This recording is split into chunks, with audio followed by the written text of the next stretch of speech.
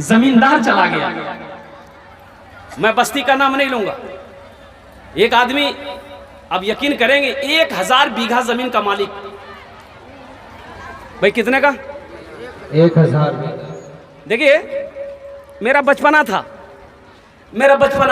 और उन्हें 9-10 साल की उम्र होगी, बचपना था। 1000 बीघा जमीन का मालिक सेठ था, सेठ। और उसका कारोबार जानते क्या था? सूद का कारोबार था। लोगों को सूद देता था। और कुर्बान जाओ, नाखून काट रहा था बैठकर, नाखून काट रहा था, उंगली की नाखून ब्लेड से काटते हैं नाखून काट रहा था। वो थोड़ा सा ना नाखून ज्यादा कट गया तो खून निकला। वैसे भी निकलता ही है, लोग आया गाया कर देते हैं, छूटे जाओ। नाखून काटा, थोड़ा सा कट गया तो ये भी छोड़ दिया। 1 घंटा गुजरा कि उंगली फूलना शुरू हो गई। वो उंगली फूल गई, बहुत फूल गई। और दर्द इतना कि बेचे। वो मेडिकल गया, दवाई लिया, आराम नहीं, अफाका नहीं। रात गुजरी, ये उंगली इतनी फूल गई। भागा पूर्णिया गया, डॉक्टर को देखा। डॉक्टर बोला कि ये उंगली को काटना होगा, ये उंगली को काटना होगा, इन्फेक्शन फैल गया। बोले जल्दी काटो। उंगली यहां से कट गई, पट्टी उट्टी बांध दिया, घर आया। दर्द में आराम नहीं है, सुकून नहीं है, ना रात को सो पाता, ना खा पाता है, परेशान है। ये दर्द बढ़ता चला जा रहा है, घाव बढ़ता जा रहा है। फिर घबराया, पूर्णिया गया, डॉक्टरों ने चेकअप किया, बोला इन्फेक्शन बहुत बढ़ गया है, यहां से हाथ काटना पड़ेगा। बोला जल्दी काटो, चैन नहीं है, जल्दी काटो। मारा छुरी, काटा। पट्टी उट्टी करके घर आया। 15 दिन लोग आराम नहीं मिला। बोला किसी ने मशवरा दिया, पटना जाओ। पटना डॉक्टर को दिखाया। डॉक्टरों ने कहा कि यहां से हाथ इन्फेक्शन फैल गया है, यहां से हाथ काटना पड़ेगा। बोला जल्दी काटो, यहां से हाथ काट दिया। अब कुछ लोगों ने मशवरा दिया ऐसा कि यहाँ आपका इलाज नहीं होगा, भागिए बम्बई। और बम्बई गया। बम्बई में डॉक्टरों ने मुआयना किया तो डॉक्टरों ने बताया कि भाई ये तो हवा समझ ली कि बहुत बीमारी फैल गई आपकी, यहाँ से हाथ काटना पड़ेगा। बोला जल्दी काट दो। ऑपरेशन करके घर आया। 1 महीना बिस्तर पे रहा। और कुर्बान जाओ मेरे भाई, जानते हो जब वो इंतकाल हुआ, उसकी कब्र बनाई गई तो कब्र मिल गई, जमीन मिल गई। कब्र बन के तैयार हुई, कब जमीन मिल गई। आलिमों से मशवरा लेने गया। एक अल्लाह वाले थे, उन्होंने कहा कि सुनो, हो जिस जगह गड्ढा खोद कर उसको दफन कर दो, कोई गड्ढा खोद के उसको दफन कर दो, इसलिए कि सारी दुनिया में कब्र बनाओगे, उसकी कब्र नहीं बनेगी। इसलिए कि जमीन भी नहीं चाहती कि इसका जिस्म मेरे अंदर है। अता करने वाला वो मेरा, वो पालनहार। इमाम साहब तकरीर कर रहे थे मस्जिद में कि लोगों, मेरे अल्लाह की जात वो जात है कि सबको खिलाता है, बड़ों को खिलाता है, नौजवान को खिलाता है, बच्चा को खिलाता है, औरत को खिलाता है। कमो बेश 18,000 मखलूकात हैं, अल्लाह मेरा सबको खिलाता है। भाई अल्लाह खिलाता कि नहीं? अल्लाह। तो एक नौजवान खड़ा हुआ, बोले इमाम साहब अल्लाह सबको खिलाता है, ये तो बात सही है, लेकिन अगर हम नहीं खाना चाहें तो कैसे खिलाएगा? अच्छा, काहे न खाना चाहेगा तुम? बोला नहीं, अगर हम नहीं खाएं तो अल्लाह कैसे खिलाएगा? बोला एकदम खिलाएगा।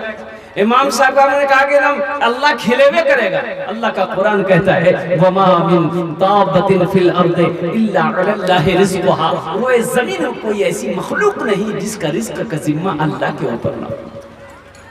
ये नौजवान घर आया, स्ट्राइक कर दिया, बोला नहीं मैं खाना नहीं खाऊं, देखो अल्लाह कन्ने खिला हमको।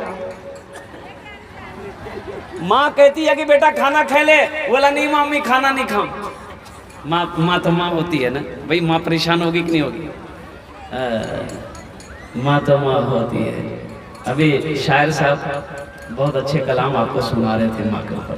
माँ तो माँ होती है। हर चीज तो मिल जाएगी बाजार में, लेकिन बाजार में लेकिन माँ बाप से बढ़कर कोई दौलत न मिलेगी। हर चीज तो मिल जाएगी बाजार में, लेकिन बाजार में लेकिन माँ बाप से बढ़कर कोई दौलत न मिलेगी। माँ तो माँ है ना, माँ परेशान हो गई और बेटे के आगे खाना रख दी। ए बेटा मोरलाल, मोरलाल मोर पे कलेजे टुकड़ा, एक खाना खा ले बेटा। बेटे ने कहा कि माँ एकदम नहीं, मैं खाने में हाथ नहीं लगाऊंगा, मैंने स्ट्राइक किया है। देखे अल्लाह हमको कैसे खिलाते। घर से बाहर कुछ दूरी पे जंगल था, जंगल चला गया। बोला घर में रहेंगे माँ परेशान करेगी खाने के लिए, वो जंगल चला गया। बोले जंगल चले जाएंगे तो वहाँ कोई डिस्टर्ब नहीं करेगा। तो माँ माँ होती, माँ थाली में खाना सजा कर जंगल लेके चली गई। बोले बेटा खा ले बेटा, दी टाइम है गई है बेटा, ती खाना निकालो, कमजोर है जाओ बेटा खा ले बेटा। बेटा बोला कि नहीं निकलो। तो माँ वही खाना रख के घर चली आई कि अकेले रहेगा, खाना खा लेगा, भूख लगेगी खाना खा लेगा। ये नौजवान बोला कि अगर खाने के पास रहेंगे तो ये इसकी खुशबू हमको परेशान करेगी। वो खाना वहीं छोड़ दिया और कुछ कदम के फासले पे जाके सो गया। जंगल था, कुछ डाकू लोग उसी जंगल में आता था, डकैती का मशवरा करता था। तो अब 10-12 डाकू आ गए। भाई वो जंगल में आया, दाखिल हुआ, देखा खाना रखा हुआ है। तो एक डाकू बोला कि भैया क्या किस्मत है, देखो इतना अच्छा खाना है। तो हाथ लगाना चाहा तो डाकू का सरदार बोला खबरदार इस खाने में हाथ मत लगाना, हो सकता है किसी की साजिश हो, इस खाने में हो ना हो जहर हो। देखो पता करो, अगल बगल कोई ना कोई आदमी होगा जरूर। तो पता गया, ढूंढा गया, देखा वो सोया हुआ है। बोला भाई हजरत है, बोला बस उसी को खींच के ले आओ। पकड़ा, कालर घसेट के ले गया। बोला ये खाना तुम रखा है? बोला नहीं, हाँ हाँ हाँ हाँ हम ही रखे, मेरी माँ रख के गई है। बोला इस खाना को खाता कहीं नहीं? बोला नहीं हम नहीं खाएंगे।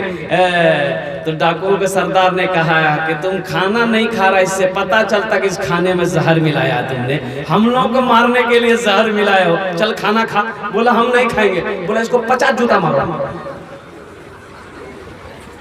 अब जूता पड़ेगा तो भाई वो तो अकल सिखाने आएगी।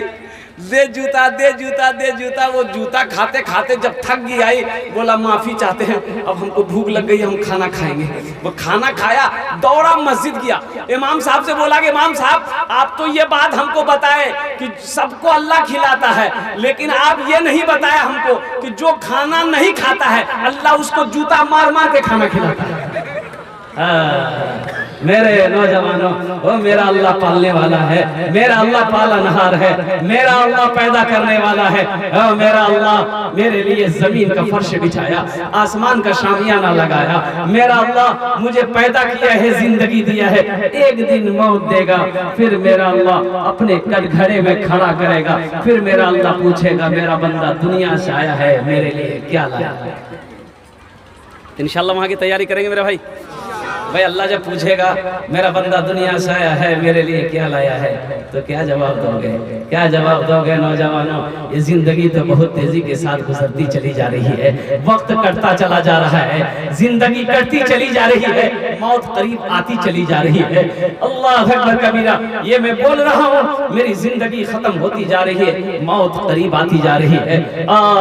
एक दिन आएगा जिस तरीके से हमने लोगों को कई जनाजे को अपने कंधे पर उठाकर कब्रिस्तान पहुंचाया है, एक दिन आएगा लोग हमें भी अपने कंधे पे उठा के कब्रिस्तान पहुंचा देगा।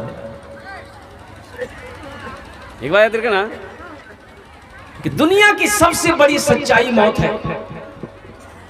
दुनिया की सबसे बड़ी सच्चाई क्या है बोलो भाई? अल्लाह पाक ने कुरान में इरशाद फरमाया, कुल्लु नफ्सिन मौत सुम्मा इलैना तुरजऊन। हर शख्स को मौत का मजा चखना है, फिर तुम सबको मेरे पास आना है। हर शख्स को मौत का मजा चखना है, फिर तुम सबको मेरे पास आना है। 23 साल का नौजवान, अच्छा ये नौजवान लोग, हमारा नौजवान लोग भी समझता है कि मौत उस भी दिखाल जाए। अभी तो हम नौजवान हैं, मरेगा तो बूढ़ा लो, हम काहे मरे? ये जो कोरोना की जो बीमारी आई, ये कितना नौजवान टपक गया। कोरोना की बीमारी में ना जाने कितने नौजवान चले गए। देखिए मौत तो मुतय्यन है, वो मुकर्रर है। अल्लाह ने कह दिया कुरान में कि मौत का वक्त मुतय्यन है, मुकर्रर है। ना आधा सेकंड उधर ना आधा सेकंड इधर। वो जिस वक्त आने वाली रहेगी वो आकर रहेगी, वो जिस वक्त आने वाली रहेगी वो आने वाली होगी, वो आकर रहेगी। और नौजवानों सुनो, अगर मौत चेहरा देख कर आती, मौत अगर पैसा देख कर आती, दौलत देख कर आती, तो बड़े लोग कभी नहीं मरते। भाई पैसा वाला मरता, पैसा वाला मरता। मौत आती, बोला मुझे एक आदमी चाहिए, तो ये अमीर लोग, पैसा वाला लोग गरीब को ढकेल देता, यहाँ नहीं जा, झमेला खत्म। लेकिन क्या मेरे रब का फैसला है, कुर्बान जाओ। सबका वक्त मुतय्यर कर दिया, सबका वक्त मुकर्रर कर दिया है। जिस वक्त जिसकी मौत आनी है आकर रहेगी। हजरत सुलेमान अलैहिस्सलाम वो बैतुल मुक़द्दस बना रहे हैं, जिन्नातों से मस्जिद तामीर करवा रहे हैं। यूं मिंबर पर बैठे हैं, हाथ में लट्ठी है, पकड़ कर बैठे हुए हैं, जिन्नात लोग काम कर रहा है। लेकिन कुर्बान जाओ, पैगंबर पर मौत अल्लाह ने जारी किया, पैगंबर पर मौत तारी किया अल्लाह। हजरत सुलेमान अलैहिस्सलाम बैठे ही रहे और जिसमें से रूह परवाज कर गई। कुर्बान जाओ, जिन्नात लोग काम करते रहे। वो जिन्नात लोगों को तब पता चला जब लट्ठी में घुन लग गया, वो लट्ठी टूट गई तो आप जमीन पर लुढ़के, तो जब जिन्नात लोग समझा कि हो अल्लाह के पैगंबर का इंतकाल हो गया है। मेरे भाइयों, ये मौत न किसी को छोड़ी है न किसी को छोड़ेगी। अक्लमंद इंसान वो है, अक्लमंद इंसान वो है, होशियार इंसान वो है जो दुनिया में रह के वहां की तैयारी करे। इंशाल्लाह करेंगे। कितने लोग करेंगे मेरे भाई? क्यों आए थे इस दुनिया में, जाना है मालूम नहीं। क्यों आए थे इस दुनिया में, जाना है मालूम नहीं। भाई जाना भी है, यहाँ क्यों आए थे कभी आपने गौर किया? एक बात याद रखना, ढेर चालाक कभी कभी गड्ढे में गिर जाता है। ना जाने कितने नौजवान चला गया, पहलवान चला गया, बादशाह चला गया, वजीर चला गया, हामान चला गया, कारून चला गया, शद्दाद चला गया, फिरौन चला गया। कुर्बान जाओ मेरे नौजवानों, एक दिन आएगा हम भी चले जाएंगे, तुम्हें भी जाना होगा। ये दुनिया मुसाफिर खाना है, ये दुनिया मुसाफिर खाना है। और एक बात याद रखना मेरे बच्चों, इस दुनिया में आने की तरतीब है, इस दुनिया के से जाने की तरतीब नहीं है।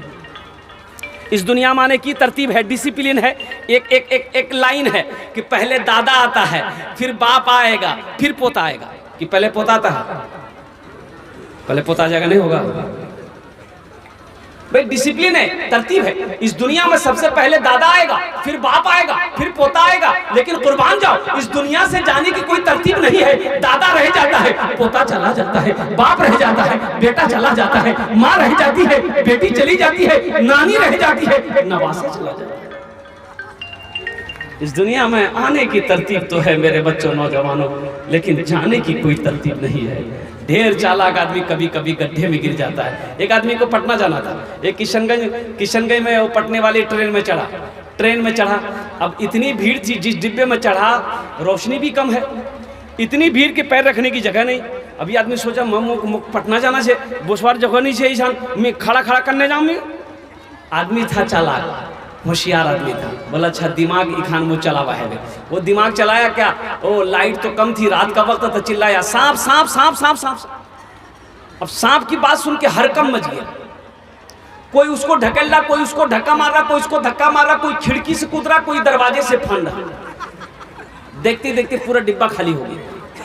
ये आदमी बोला क्या, बताओ थोड़ी देर पहले पैर रखने की जगह नहीं, अभी तो पूरे डिब्बे खाली हो गया। चादर ने बैग खोला, चादर निकाला, सीट पे बिछाया, एक चादर ओढ़ के सो गया कि अब हम पटना पहुंच जाएंगे। नींद आ गई। सुबह नींद खुली, चाय वाले ने आवाज लगाई, चाय पी लो चाय पी लो। तो ये चाय वाला को बुलाया, बोले जानोस, बोले एक टमुक चाय पिला। अच्छा ये बता, ये गाड़ी पटना पहुंच गई? तो वो चाय वाला बोला पटना, ये तो किशनगंज है। बोला क्यों बोलो ही रे? अरे रात में तो हम पटने वाली ट्रेन में चढ़े थे, तो नौजवान ने कहा, वो नौजवान वो चाय वाला ने कहा कि नहीं आप ट्रेन सही पकड़े थे, पटना ही वाली ट्रेन पकड़े थे। लेकिन एक आदमी इस डिब्बे में भाई शोरगुल ना मचाए, भाई एक आदमी इस डिब्बे में सांप देख लिया था, इसलिए कोई पैसेंजर चढ़ने नहीं मांग रहा था। रेलवे महकमा को ऊपर पता चला कि इस डिब्बे में सांप घुस गया, कोई पैसेंजर नहीं चढ़ेगा, तो ऊपर से ऑर्डर दिया कि इस डिब्बे को छांट के किशनगंज में छोड़ दो, बाकी डिब्बा लेकर पटना चले जाए। क्यों आए थे इस दुनिया में, जाना है मालूम नहीं, सामाने सफर सब ठीक करो, कब होगा सफर मालूम नहीं। क्यों आए थे इस दुनिया में, जाना है मालूम नहीं, इस घर को बेहतर बनाए हो, जिस घर में रहना है 2 दिन, इस घर को बेहतर बनाए हो, जिस घर में रहना है 2 दिन, जिस घर में हमेशा रहना है, कैसा होगा वो घर मालूम नहीं। क्यों आए थे इस दुनिया में, जाना है मालूम नहीं। एक बात याद रखो, एक बादशाह को पता चला कि हमारे इलाके में बेवकूफ लोग बहुत ज्यादा है, बहुत ज्यादा बेवकूफ है। एक वजीर को कहा कि ऐसा करो, पता करो जो सबसे बड़ा बेवकूफ उसको पकड़ कर मेरे पास लेके आओ। वजीर निकला, ढूंढते ढूंढते एक आदमी के बारे में पता चला कि ये सबसे बड़ा बेवकूफ है, पकड़ के लेके आए। तो बादशाह ने के सामने खड़ा किया, तो बादशाह ने पूछा कि की नाम जे, तो बोला मोर नाम नीजे। तो बादशाह समझ गए ये सबसे बड़ा बेवकूफ है। बोला ते ही बेवकूफ चीज, सबसे बड़ो पर बेवकूफ। बोला जे समझे लो। तो बादशाह बोला ठीक है, ये मेरे गले में हार, हीरे का हार था। बादशाह खोल के उसको पहना दिया कि मेरे तरफ से इनाम रहेगा, जा मजा करो। वक्त गुजरता रहा, कुछ दिनों के बाद बादशाह की तबीयत खराब हो गई, बादशाह बीमार हो गया। लोग आने लगे, देखने लगे, जा रहे थे देखकर। वो बेवकूफ को भी पता चला कि बादशाह बीमार हो, वो भी देखने आया। तो वो देखने आया, बादशाह पहचान लिया। तो बादशाह कहता है कि तुम भी आ गए, अच्छा वो आ गए। अब मैं इस दुनिया को छोड़कर उस दुनिया में जा रहा हूँ जहाँ जाने के बाद फिर लौट कर नहीं आऊंगा। तो बेवकूफ कहता कौन दुनिया, और कौन दुनिया जे? तो बादशाह कहा है कि इस दुनिया के बाद भी एक दुनिया है, वही जा रहे हैं। तो बेवकूफ ने कहा कि अकेले जा रहे हैं, कोई जा रहा कि नहीं साथ में?